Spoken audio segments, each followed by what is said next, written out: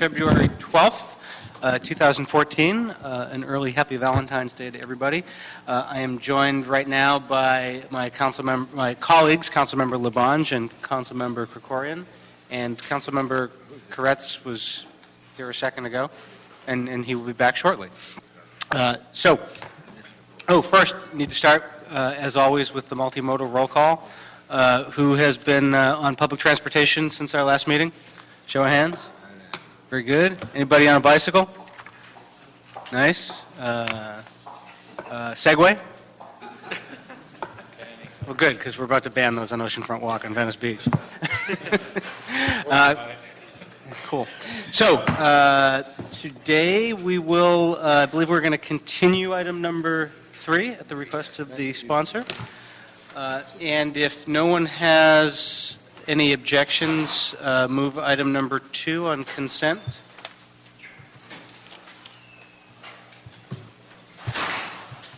Okay with you, Mr. Labange? Yeah, just what does it do? Does it restrict any trucks? Do you know on that? Because this is a commercial. I always worry it's... Well, we can just keep it on the regular agenda. We won't bring them up. Yeah. Let us start with... thank you. I feel short in these chairs, so I had to bring my pillow. We will start with item number 1. Item number 1 is communication from the mayor relative to the appointment of Mr. Eric Spiegelman to the Board of Taxi Cab Commissioners for the term ending June 30th, 2016. Please have a seat. Good afternoon. Welcome to the committee. Hi, thank you for having me. Why don't you tell us a little bit about yourself and why you're interested in serving the city in this capacity? Sure. So my name is Eric Spiegelman. I am a lawyer, and I've been active also in various tech industries over the years. I have always been interested in serving, and this is my latest way that I've found to be able to do that. And have you served in what ways have you served in volunteer capacities before? I have worked for. I used to work for Joel Wax a long time ago, and I've worked with. I worked on the mayor's campaign. I've worked with Councilmember Koretz, and some various other things here and there in elected office. And you live in Council District 13, you said? I do. Yeah. Which community? I'm sorry? Which community? Silver Lake. And tell us a little bit about your tech background. For 4.5 years, I was a web producer. Before that, when I was in private practice as a lawyer, I repped a number of web publishing companies. I've launched a video-on-demand website.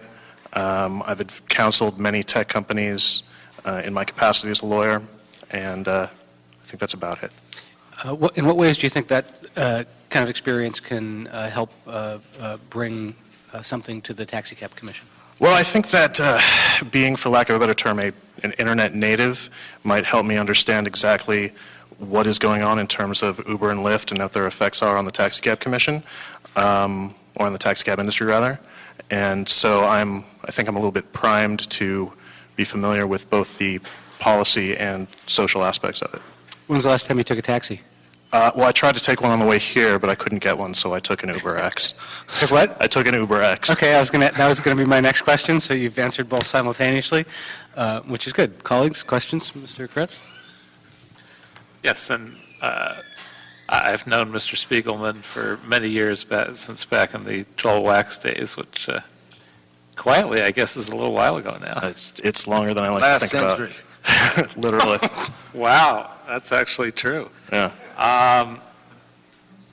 You're obviously familiar with rideshare companies. Are you familiar with the city's position and the PUC, and especially the issues recently with insurance, and what do you think about all of it? I'm familiar with a lot of those. Which one specifically would you like me to? Probably the insurance question, the recent case where there was a fatality, and the company, San Francisco fatality? Yeah, the company essentially disavowed any responsibility. Yeah, I think the facts in that they're kind of coming down into a gray area as to whether that Uber driver was working for Uber at the time.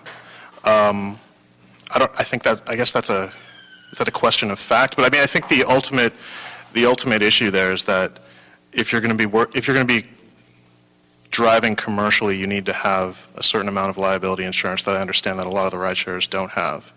And at a certain base level of public safety, there are certain insurance requirements that we're going to have to make sure are adhered to.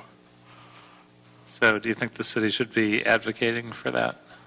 Advocating for better insurance on the side of the ride shares? Yeah. From what I've read so far, yes. Okay. Thank you. Mr. Labange? Yeah, it's a wonderful life. There's Bert and Ernie, who was a police officer, and the cabbie, and you're a Silver Laker. I am. Yeah, I think I want you to advocate for local taxi companies. I had this idea that has not advanced, and I was on the MTA board, not quite last century, but a long time ago, and that we have like a red car taxi that would be at every stop of the subway on the red line out to the valley or other locations, and it would work within a mile of the radius of the portal of the metro. So you would have an option to, if Paul and I lived in Silver Lake and we'd jump in the taxi together and it would be $1 or $2 or whatever, it would be just local, not a long haul, but it shuttles people in and out because we built the red line with no parking with the exception at Vine Street and Highland, which is for two different commercial reasons, but for locals to come to and use it, it would be improved if that was done, I believe. So if you just put that in the back of your mind, that would there, they wanted to say, and even I was watching the Dash, and I see Jim here for the Dash. I've been looking at the Beechwood Dash every time, and I don't see a lot of people on the Beechwood Dash at certain hours, especially the Las Feliz Dash. You're running them, but I do see the 608 is the busiest small bus in the city. It goes through Rampart and out towards Alessandro. But anyway, back to our nominee here. Look at local concepts, because sometimes, everybody looks for the big ride, and if you're in the Hollywood area and you get a ride and you go to the airport, that's a good fare for the taxi, but also someone who just runs an area. And then now with technology, they could call or email and say, I need a ride to the Gilsons, or I need a ride to Marshall High, I need a ride to Atwater, in some local area that there's, and then maybe the rates are different too, because it's more of a local hop as opposed to a large haul. So it's something to think about. Well, if there was a quick way for me to get to the subway stop at Vermont and Santa Monica, I would probably take the subway. Where do you live? I live up Lucille from Sunset Junction. What?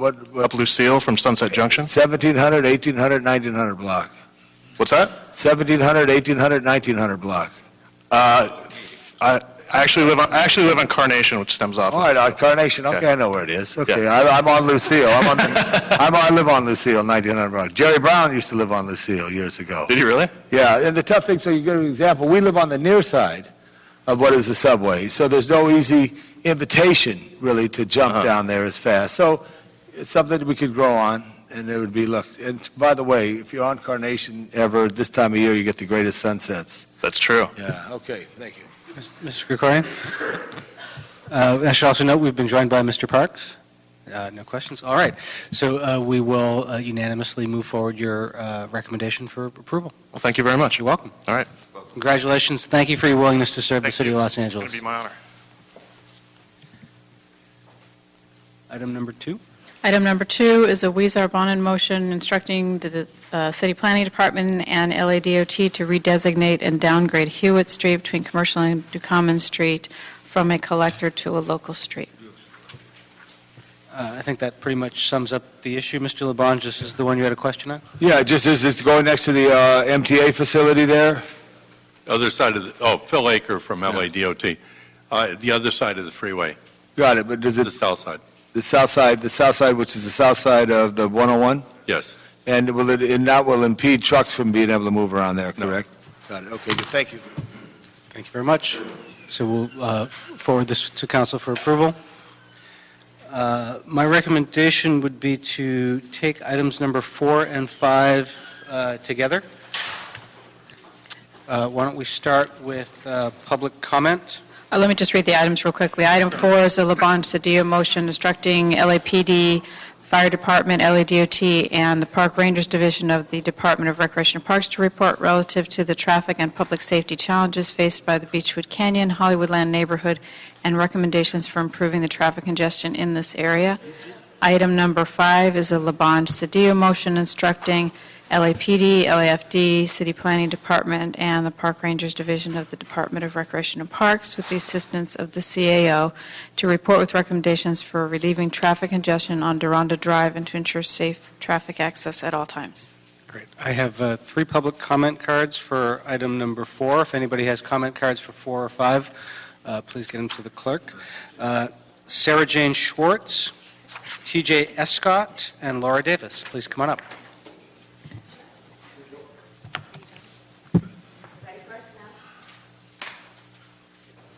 And while you're coming up, I'll also note for the record, we've received a public comment for the record for items 4 and 5 from Chip Clements, the Public Safety Chair of the Hollywood Homeowners Association. Go ahead, ma'am. I'm Sarah Jane Schwartz. I'm representing HBDU. On July 1st, 2003, the 2 severe dangers in Hollywoodland, fire and traffic, converged. A resident died in a house fire because emergency vehicles struggling to navigate our narrow streets could not reach him in time. As a response, the city started red flag days throughout the city. Conditions now in our very high fire zone neighborhood are 100 times worse as the city plays Russian roulette with the lives of residents and thousands of daily visitors. Beechwood Drive, the main artery of Hollywoodland, still only 19 feet wide, has been turned into a mile-long parking lot as thousands of pedestrians and vehicles fight their way up the narrow middle of the street with no sidewalks. It can take 20 minutes to travel less than a mile. Our neighborhood has become Disneyland, except Disneyland would not be allowed to operate for 2 minutes with these conditions and would be immediately shut down for negligence. The city is incurring hundreds of millions of dollars in liability. On the rare occasions we had supervision, it has cost tens of thousands of dollars and it has limited success. The only thing that will work to protect this group of narrow, winding, substandard streets is a barrier, because once the traffic enters this area, there's no way to handle it, no matter how many officers are assigned. There are 2 ways this can be done. Either shelter the entire neighborhood or shut off the magnets that are attracting the crowds. The illegal entrance to the trailhead and parking lot at the end of Beechwood, and they are illegal because of how they were put in, there's no record, and of what they put in, a substandard death trap, must be shut down. This is an easy, cheap, and no-cost solution and will cost no money or manpower to enforce. It will solve the problems on Beechwood Drive. That's a no-brainer. Councilman Labange has wisely requested this action from Rec and Parks. So far, they are refusing. If they will not cooperate, and none of this enforcement has had to come out of their budget, the city should simply put a fence up a small block. May I finish? Finish your sentence, please. From the entrance of the park to shut this off. It will only involve 2 houses. Thank you. And in addition, our neighborhood has Thank made you, a ma'am. film I'm sorry, that ma'am. documents... Ma'am, your time is up. Next speaker. Okay, I'm Laura Davis, and I thank you, honorable council members, for listening to what I have to say. I agree with what Sarah Jane is talking about, and I also am here to represent my block of Beechwood, which is the district south of Ledgewood and north of Belden, or the village. When the preferential parking districts that were first proposed in our neighborhood to help contain the traffic Sarah Jane was talking about, our 24 households were part of that district.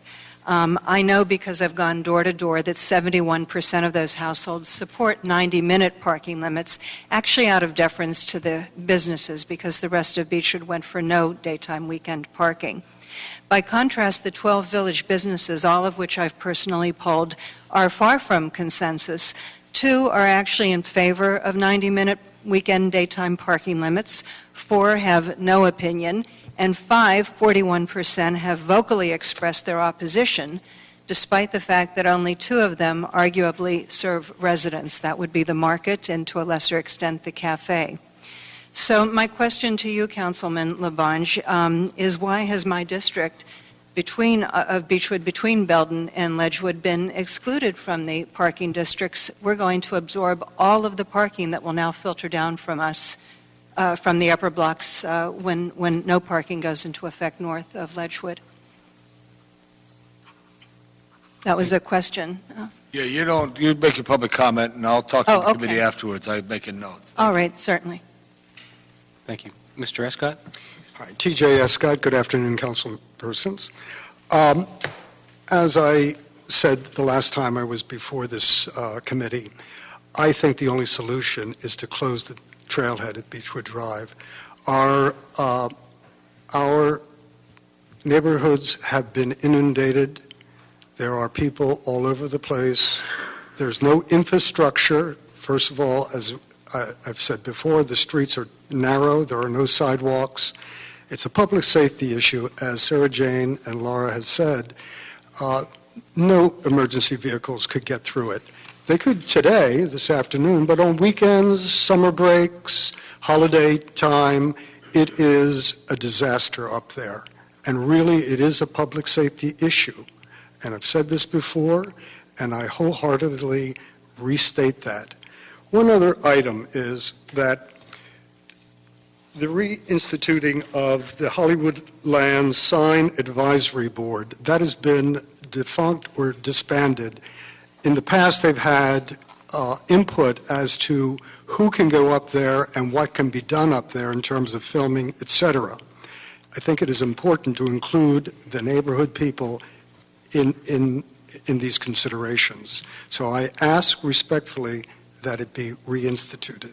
Thank you very much. Thank you all for your time and for your testimony. Just to clarify what item is before us today, items 4 and 5 both simply direct various city departments to get together and make reports back to the council on traffic and public safety challenges in the area and come up with recommendations for improving traffic congestion and safe traffic access. Mr. Labange, how would you like to Mr. Chairman, I think it would be important that we push ahead with this. And I personally don't like preferential parking districts, but the impact on the neighborhood is overwhelming. The Department of Transportation and their top engineers are looking at it to make recommendations. I will also state it's not just tourists, it's people from our community. More people are hiking than ever before, and they have no place to park in this area. There is a private business, a private parcel within this area. It's a substandard street. There's no turnaround, and GPS has changed all of this. And in the first speaker's comment about, it was Holly Ridge on January 1st, where existing parking patterns were there that gave the fire department the idea of red flag, because it's it's over a 90-year-old neighborhood, plus the impact. I live on a narrow street. It is difficult when there's cars parked on both sides. So it wasn't necessarily the same thing that they're experiencing now. It was an existing condition that's brought about red flag. But a good point is, do we do this on red flag days? There's a lot of things. So there's a working group. Tracy James, my Director of Field Operations, along with Battalion 5 of the Los Angeles Fire Department, the Department of Transportation, both traffic enforcement officer side and the engineering side, plus Recreation of Parks that is here. I'd like them to continue the work and try to report back, but still process these preferential parking districts. The challenge I have, and I know the trail was requested to be opened by the community in this last decade because another parcel of land was exercised their right to build. There is an access, there is a park there, and there's a conflict, as you know, as a representative of the Pacific Ocean and the impact that people want to get to the beach. I'm also working on other concepts to try to have people more directed towards Griffith Park proper or to an area which is west of the Lake Hollywood. But I thank the community for coming down and speaking and having their thoughts be heard by my colleagues, because it's a very, two things. One, more people are hiking, which is a good thing. It's a real good thing. And more Angelinos and others are coming, and it's public street, but then the GPS, they would not often go past the market before GPS. Now, and I don't know the person's name, whether it is, Commissioner's here, you're an IT guy, right? What's the name of the person on, 50 feet, turn right. What's that person's name? In the phone. Siri. Siri, what's their name? Sylvia or Siri? Siri. Her name is Siri? All right, whatever it is. That makes people go right up into these people's homes. They double park, and also there's conflict. So we need to work together, but I would ask that the working group with city staff come back and let these recommendations, before we come back to committee, present them to the community in the community to see what they can do on trying to lessen the impact that is there and try to divert people. I'm a great proponent of Griffith Park and hiking, but I also understand the challenges of this neighborhood, the old neighborhood, and the parking on both sides of the street. And I would, with an exception here, put in a preferential parking district here because there's no off-site parking there except 15 spaces. Thank you. Thank you, Mr. LaBranche. So the item before us today is just to ask the departments to do a report and come back with recommendations. Would you like to move this forward to council and have council direct that action be taken? Well, I think we could just go right back and hold this for 30 days, okay? Because that will save a step back and forth. And we're still waiting for another block. Is that correct, Ms. James?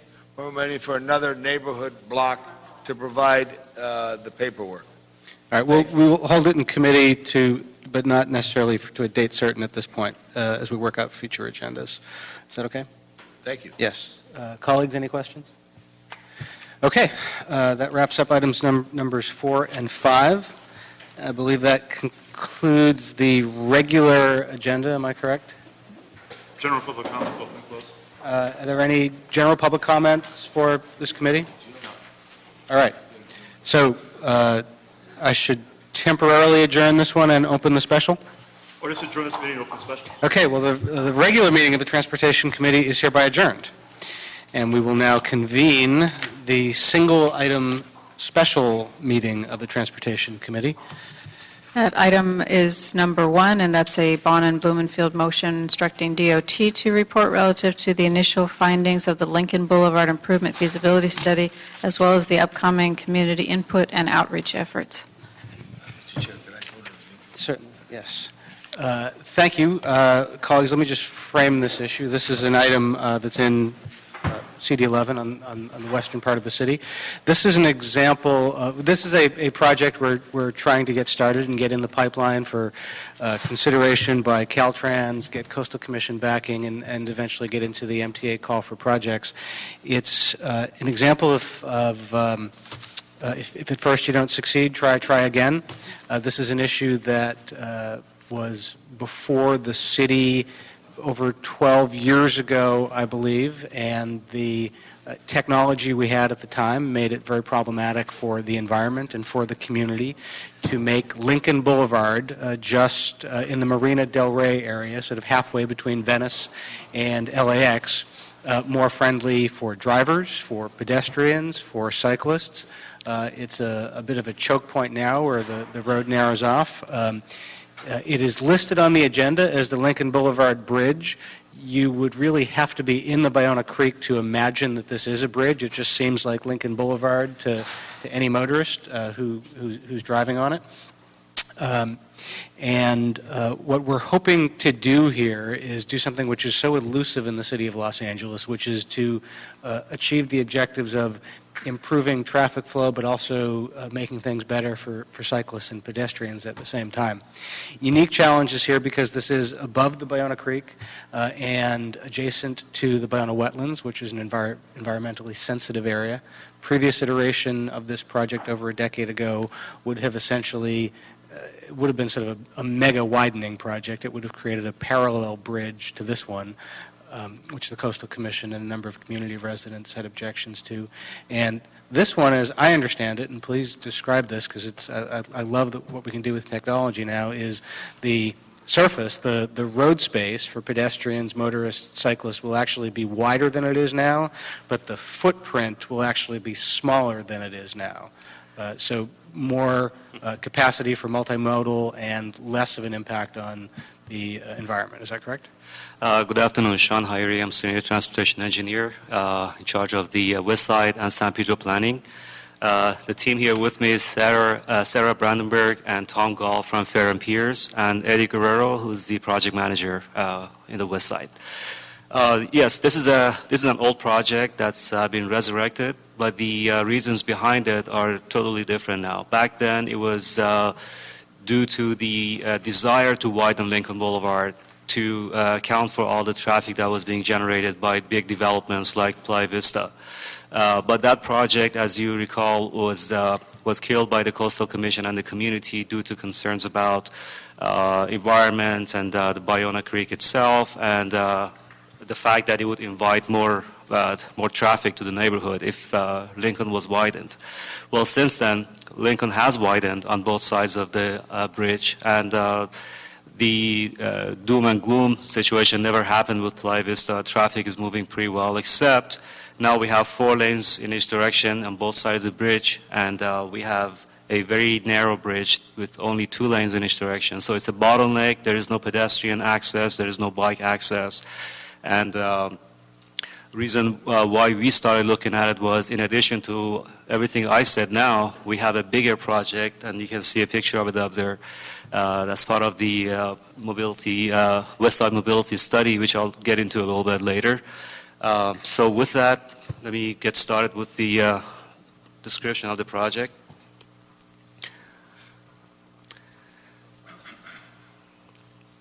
All right. Well, the needs and purpose, we just talked about a little bit. Right now, the bridge provides no pedestrian access, no bike access, and there is a bottleneck, and we need to take care of that issue. Lincoln Boulevard is one of the 2 major north-south corridors, Lincoln Boulevard and Sepulveda Boulevard, and they're the connection between the coastal areas and the West LA. This project is a small portion of the bigger West Side Mobility Plan, and you may recall your predecessor, Councilman Rosendahl, had many visions which he put into motions for extension of Green Line, extension of Expo Line, West Side rail connectivity, also livable boulevards in the West Side. So all those motions together would cost a lot of money. So we recommended to the councilman, why not just do a big area-wide study and update the 2 specific plans that we have, West Side specific plan and the Coastal Corridor specific plan. And with the committee's approval, that's what we did. So this project is on the main corridor, north-south corridor, on this West Side mobility study. This is a major undertaking. It's over $3 million, and when you have time, we would love to come back and explain in more detail what we're doing with those 2 big studies.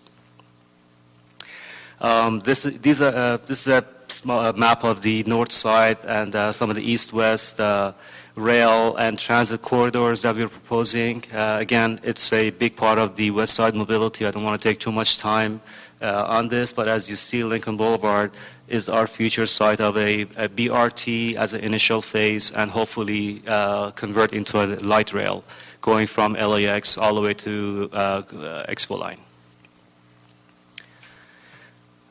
This is what it would look like. Our vision is we don't want this north-south light rail to inhibit traffic movement. We don't want it to stop people from making left turns or traveling up and down Lincoln Boulevard. So we want it to be more seamless and work with the traffic as opposed to having a grade separated roadway. So as you can see here, we start off with a bus lane in the median, which has its own signal system. And sometimes, depending on the traffic, the bus or the train stop at the red light and let the traffic move, or sometimes the traffic stops and lets the light rail or the bus go through. This is so that neither one causes undue hardship on the other mode. So I can let that go. I just wanted to show how the traffic will stop and let the train go, and vice versa. Just a few more seconds of this. They will have their own signal system. So as you can see here, the train stops and cars make a left turn. And in the other case would be when the cars stop and train goes through nonstop.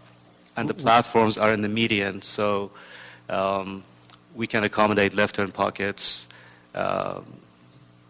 where, at the major intersections. And in this case, the train doesn't stop, it just goes right through. Okay. All right.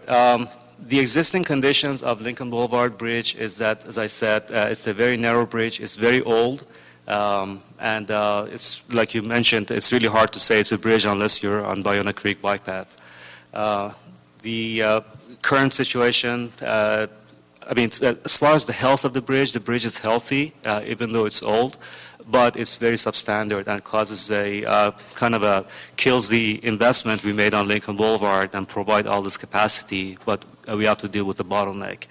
And also, widening this bridge is not the end of the story. There is another bridge downstream between the Ballona Creek and Marina del Rey. That bridge also has to be widened. That's the Culver Bridge going over Lincoln Boulevard. And so the connectivity is a major concern with the Coastal Commission. Because Coastal Commission was one of the main opponents of the project back then, we made the effort of meeting with them starting 2 years ago. We kept going back and forth and asking their concerns and seeing what we can do to help get them to support the project. And one of the things that they wanted, and this project does provide, is providing accessibility to the coastal regions and through bike lanes and transit light rail or BRT, and providing a better pedestrian access. We are accomplishing that in addition to moving traffic better. Bike lanes will be connected to the Ballona Creek bike path through a ramp that we are proposing to go from Lincoln Boulevard down to the Ballona Creek. And also, obviously, pedestrian access is something that's lacking right now, and we are improving that. Well, the needs and purpose we've already talked about. Lincoln Bridge design, we wanted to do a feasibility study, first of all, to see if we can get around a couple of issues. One was the Coastal Commission said they don't want to see any additional concrete in the Ballona Creek. And what you mentioned is accurate, that we are designing a new bridge which is twice as wide, but the footprint of the concrete we are putting in the bridge is going to be far less. It's about a third less than the current situation, mainly because we are able to design the bridge with newer standards. So we are actually removing the existing footings into the Ballona Creek, but the ones we are putting back occupy far less space than the current footings. The other thing we had to get around was if we raise the bridge over Lincoln Boulevard on Culver, there was a question as to whether or not we have to also raise the bridge on Culver going over Ballona Creek. But our consultants were able to design it so that that doesn't have to happen. So we're only dealing with the two bridges. Community outreach is a big part of this effort, and luckily we have this big West Side mobility study that's going on, and Fair and Pierce Group and Eddie have been meeting with the community multiple times throughout the past 2-3 years, and they will continue to do so. But from now on, an added emphasis will be placed on the bridge widening project, and we are planning on setting a table in all of our future public hearings just for the Lincoln Boulevard bridge widening, so people can come, ask questions, see what we're proposing, and provide input. Jurisdictional issues, as I said, Coastal Commission was a major opponent, but we have made an effort to meet with them throughout this whole process. So they seem to be supporting the concept of the new bridge. Every time we meet, they bring up other questions or concerns they have, and we try to address them the best we can. Also, Caltrans will be the main jurisdiction that we have to work with because of the... That question wasn't for you. I'm sorry? So Caltrans, because it's a state highway, they have the main jurisdiction right now. Although I have to mention that we do hope to take over Lincoln Boulevard at some point in the future when the light rail project is going forward. But at the moment, Caltrans will be a big partner, and it's their highway, so we're working with them very closely. For now, we do have eyes on it. Right. The funding is our next step. Now, this is going to be obviously a costly project because we have 2 bridges to widen and replace. We have some seed funds from our coastal corridor specific plan account where we can spend, and we are spending now to do a feasibility study and maybe pay for the initial PSR and other documents that Caltrans requires. But it will require to receive funding from other sources, and they would be through MTA or other funding sources, and it may have to be within a couple of cycles of MTA because initially we need to go get money for design and environmental, and then second would be for actual construction. And again, we are constantly looking for other funding sources to augment this. Great. Thank you for that report and that update. This is an important project for the West Side. One, just on the face of it, because it will help traffic flow on one of our major north-south corridors. It's important because, secondly, it underscores how we can do even better than just improving the current vehicular flow, is that we can now, if this is done, and particularly if we get Caltrans back or get Lincoln back from the state, we can actually begin to do some sort of legitimate and real significant mass transit from LAX up into the Expo line, which actually creates an interconnectivity and sort of a network on the west side, which is one of the things we're lacking. But the third thing that I think is really important here is that this is turning something which is almost exclusively vehicular, motor vehicular, unless you're a particularly courageous cyclist and a particularly insane pedestrian, into something that's genuinely multimodal. And I think that's a big deal for the West Side. I would advise you, as you go out and do community relations, that you're near the Bayona wetlands, so anything near the Bayona wetlands gets immediately controversial, and we should sit a bit and talk about how you explain this. Referring to it as bridge widening is probably going to kill it before you even get out the door.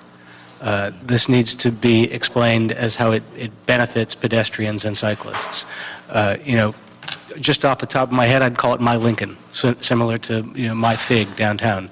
This needs to be packaged very differently than just a bridge widening, because a bridge widening sounds like a 1950s concept, and this is actually a 21st century concept. Absolutely. We are working, we have met with the wetland restoration group a few times, and they also have been providing input. For instance, the connection of bike lane on Lincoln to bike path on Bayona Creek was something they asked for. So we are working with them. And construction impacts in that area will be pretty significant. Just quickly, have you had any discussions with Caltrans or Coastal? Get any of their initial thoughts on this? With Caltrans, we started a conversation when we first started this project a couple of years ago, but they were really worried about the Coastal Commission and the Wetland Group and what issues they had. So we have concentrated on the Coastal Commission and the Wetland Restoration Group for the past couple of years. We've worked and met with them a few times, and every time we make some progress, we do go back to both Coastal Commission staff and the wetland people and tell them what we're doing, make sure they still support the concept. So yes, we have. And you mentioned Metro call for projects as a potential source to compete within. Have you had any preliminary conversations with Metro on how to shape and develop this in a way that would be most favorable for call consideration? We haven't spoken with Metro directly. We know that we have to have a PSR, which is a document that they require prepared for that. So we are meeting with Caltrans next week to discuss how we can get this done quickly. I would like to be able to go to the upcoming call and at least get a bunch of money for the initial studies and designs if I can. But if not, we will have to use our own coastal funds because we still have to provide some matching funds and upfront funds. So we could still make progress while we are waiting for the next cycle. But the first thing we have to prepare is the PSR, and we're going to meet with Caltrans next week. Okay, good. Well, This is promising. I'm glad to see this. I don't want all the cool transportation multimodal stuff to be in Mr. Weezar's district. He's got some good stuff, and I'm eager to catch up. Colleagues, anybody have questions? I'd like to acknowledge that the group from Fair and Pierce. They've done an outstanding job reaching out to the public and working with Councilman Koretz and your district office constituents all the time. And Eddie Guerrero, who's the project manager, overseeing day-to-day. Mr. Krikorian had a question. Yeah, just briefly, I'm intrigued by this center of the roadway right-of-way usage. The animation you showed, both LRT and BRT, it wouldn't be your intention to do both at once, would it? It's No. a staged thing where you would start with BRT Right. and then eventually, as funding became available, you would go to the LRT. Correct. So, how much roadway do you need to do that in the center? The maximum we're going to need is about 25 feet. That's based on the MTA standards. I think 25 or 26. Right, 45. Yeah, Okay. 24 to 26, depending on how close we can get to the rail. There is a minimum distance that we have to provide a buffer between the rail and the vehicular traffic. So what we plan to do is to break up the cost and in putting in the BRT, build all the infrastructure and the center median and the platforms that we need for the train in phase one. So all we have to do when we have the money is to go back and buy the train and take the buses off and put the rail in. I don't see any actual, separation barriers between the traffic lanes and the rapid transit lanes there, as there is, say, on Washington Boulevard and other places where we do this, where we have trains going down the middle of the street. Is it that just for aesthetics? Would there in fact be barriers like that, or how do you guarantee? How do you ensure that there's sufficient safe separation between the traffic? We are providing curb and gutter, so it would be a kind of a raised and physically separated right away from the traffic. If you see that white line between the train, that is an actual raised curb. Okay. It's 6 inches high. But, I'd like to point out that it may be a new concept to us, but if you go to East Coast or Canada, rails actually run with cars in the same lane. So it's not a foreign concept, although the speed here is obviously higher, and that's why we're providing a physical separation. And have you given any thought to, I know this is just conceptual at this point, but how would you deal with queuing and gating, given how busy Lincoln is with traffic and pedestrians and bicyclists? How do you deal with queuing and gating when you have a center right-of-way like that? Queuing of the regular cars? No, of people ready to board the right. transit. We stopped the video a little short. It shows how the platforms work and how people get off.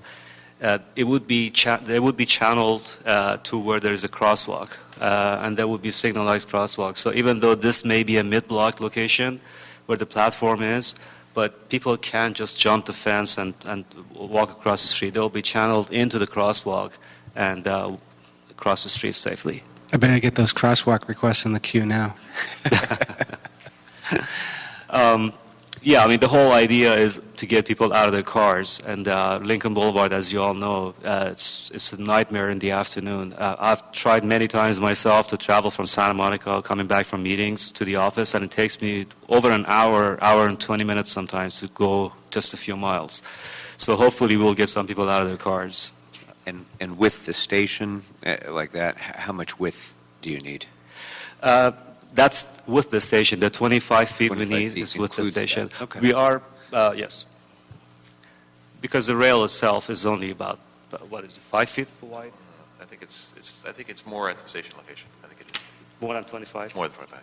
Yeah. But what we're doing is we're moving the platforms away from the intersections so that we don't get in the way of having left-hand pockets for traffic movement. So we stagger them with the left-hand pocket designs. Great, thank you. Sure. Anybody else? So what I'd like to ask you to do is go forth and start doing some community outreach on this. but let's talk a little bit about how you might want to go about that first. And I think it might be useful, Mr. Krikorian's questions about the requirements of functionality for this vision. If you could give us something in writing, because if this is something that is feasible and can be done, I imagine that other electeds may be interested in trying to see if it's feasible in other parts of town. Sure. Okay, and then we'll come back to committee at a later date. Thank you very much. Thank you. Mr. Chair, did you want to continue the item? Yes. Okay. Yes. Thank you. And that completes the agenda? It does.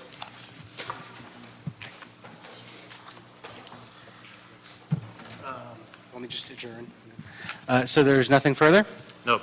All right, so we stand adjourned. Thank you very much. Paul, Mr. Parks is asking about the parking revenue.